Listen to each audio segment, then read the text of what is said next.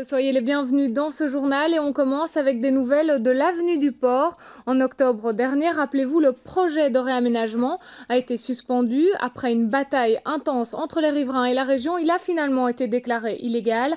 3 mois plus tard, les défenseurs des platanes et des pavés proposent aujourd'hui un nouveau projet, une version qui permet de préserver le patrimoine tout en adaptant l'avenue à ses usagers. Diane Warland et Béatrice Broutou.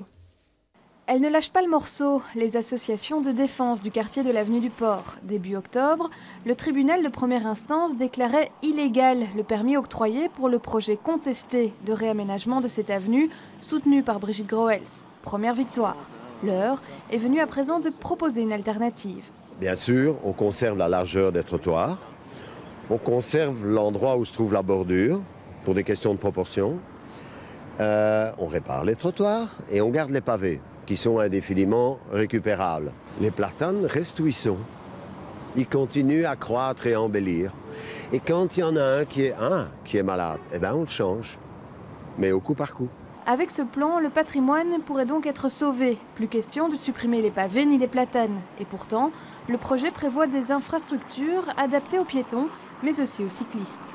Les cyclistes organisés, le GRAC, le Fietserbond, les cyclistes européens, étaient déçus parce qu'eux, ils aimaient bien le plan précédent de Pascal Smet et de Brigitte Groels, puisqu'on leur garantissait une piste cyclable. Comme ce projet est passé à la trappe, ils ont été fort déçus.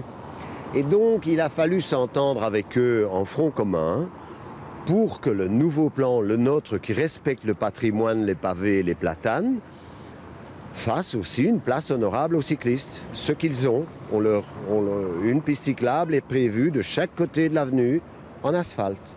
Selon les défenseurs de ce nouveau plan, la sécurité de la voie est assurée grâce à la conservation des pavés. Un revêtement garant d'une limitation de vitesse naturelle de la part des automobilistes. On n'est pas dans un problème technique, on est dans un problème politique. Il faut prendre une décision politique. Et évidemment, à 2 ans de la fin de la législature, les responsables politiques commencent déjà à être relativement frileux et se disent: est-ce qu'on va se relancer dans un nouveau projet? Oui, on peut se relancer dans un nouveau projet, aboutir extrêmement rapidement à une position de consensus et, dès lors, commencer les travaux.